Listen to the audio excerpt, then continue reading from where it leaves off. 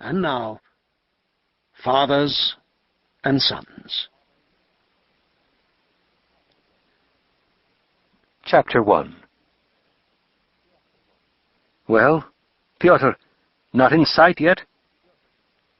was the question asked on May the 20th, 1859, by a gentleman of a little over 40 in a dusty coat and checked trousers, who came out without his hat onto the low steps of the posting station at S. He was addressing his servant, a chubby young fellow with whitish down on his chin and little lackluster eyes. The servant, in whom everything, the turquoise ring in his ear, the streaky hair plastered with grease, and the civility of his movements, indicated a man of the new improved generation, glanced with an air of indulgence along the road and made answer. "No, sir, not in sight." "Not in sight?" repeated his master. "No, sir," responded the man a second time. His master sighed and sat down on a little bench. We will introduce him to the reader while he sits, his feet tucked under him, gazing thoughtfully round. His name was Nikolai Petrovich Kirsanov. He had, 12 miles from the posting station, a fine property of 200 souls, or, as he expressed it, since he had arranged the division of his land with the peasants and started a farm of nearly 5,000 acres. His father, a general in the army, who served in 1812, a coarse, half-educated but not ill-natured man, a typical Russian, had been in harness all his life, first in command of a brigade, and then of a division, and lived constantly in the provinces, where, by virtue of his rank, he played a fairly important part. Nikolai Petrovich was born in the south of Russia, like his elder brother Pavel, of whom more hereafter. He was educated at home till he was 14, surrounded by cheap tutors, free and easy but toadying adjutants, and all the usual regimental and staff set. His mother, one of the Kolyazin family, as a girl called Agat, but as a general's wife, Agatoklia Kuzminishna Kirsanov, was one of those military ladies who take their full share of the duties and dignities of office. She wore gorgeous caps and rustling silk dresses. In church, she was the first to advance to the cross. She talked a great deal in a loud voice, let her children kiss her hand in the morning, and gave them her blessing at night. In fact, she got everything out of life she could. Nikolai Petrovich, as a general's son, though so far from being distinguished by courage that he even deserved to be called a coward, was intended, like his brother Pavel, to enter the army.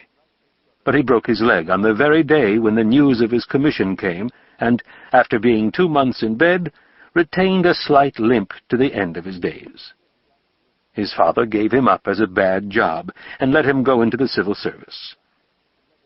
He took him to Petersburg as soon as he was 18, and placed him in the university. His brother happened about the same time to be made an officer in the Guards. The young men started living together in one set of rooms under the remote supervision of a cousin on their mother's side, Ilya Kolyazin, an official of high rank. Their father returned to his division and his wife, and only rarely sent his sons large sheets of grey paper scrawled over in a bold, clerkly hand. At the bottom of these sheets stood in letters, enclosed carefully in scroll-work, the words, "Pyotr Kirsanov, General Major." In 1835, Nikolai Petrovich left the university, a graduate, and in the same year General Kirsanov was put on the retired list after an unsuccessful review, and came to Petersburg with his wife to live.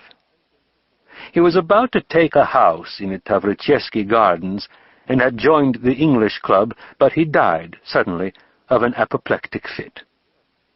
Agatoklia Kuzminishna soon followed him. She couldn't accustom herself to a dull life in the capital. She was consumed by the ennui of existence away from the regiment.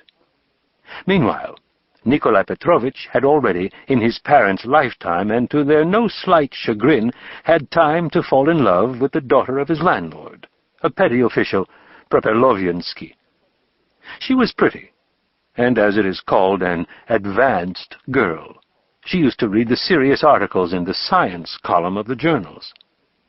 He married her as soon as the term of mourning was over, and leaving the civil service, in which his father had by favor procured him a post, was perfectly blissful with his Masha, first in a country villa near the Lesny Institute, afterwards in town in a pretty little flat with a clean staircase and a draughty drawing-room, and then in the country, where he settled finally, and where in a short time a son, Arcady, was born to him.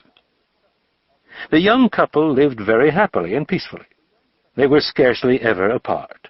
They read together, sang and played duets together on the piano. She tended her flowers and looked after the poultry yard. He sometimes went hunting and busied himself with the estate, while Arcady grew and grew in the same happy and peaceful way. 10 years passed, like a dream.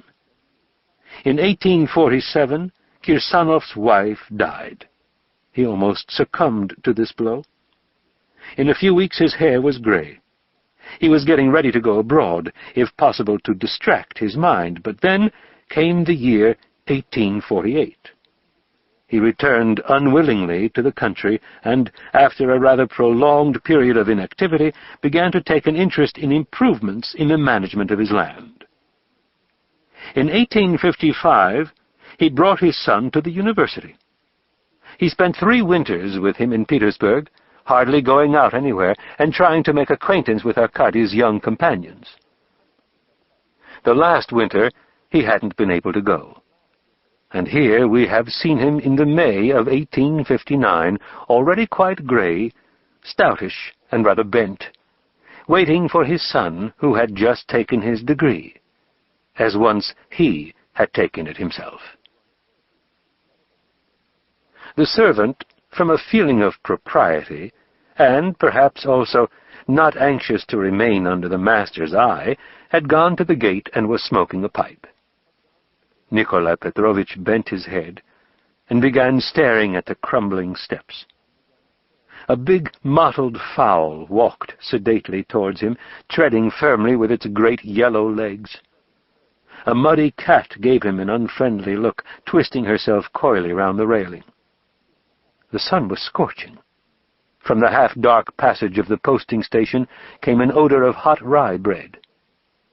Nikolai Petrovitch fell to dreaming. My son, a graduate, Arkasha, were the ideas that continually came around again and again in his head. He tried to think of something else, and again the same thoughts returned. He remembered his dead wife. She didn't live to see it, he murmured sadly. A plump dark blue pigeon flew into the road and hurriedly went to drink in a puddle near the well. Nikolai Petrovitch began looking at it, but his ear had already caught the sound of approaching wheels.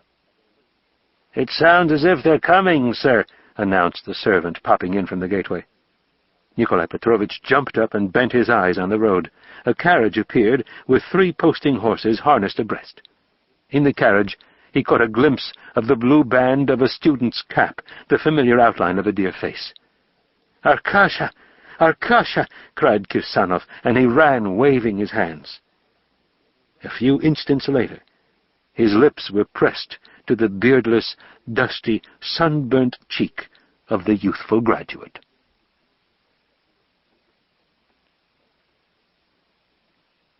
Chapter 2.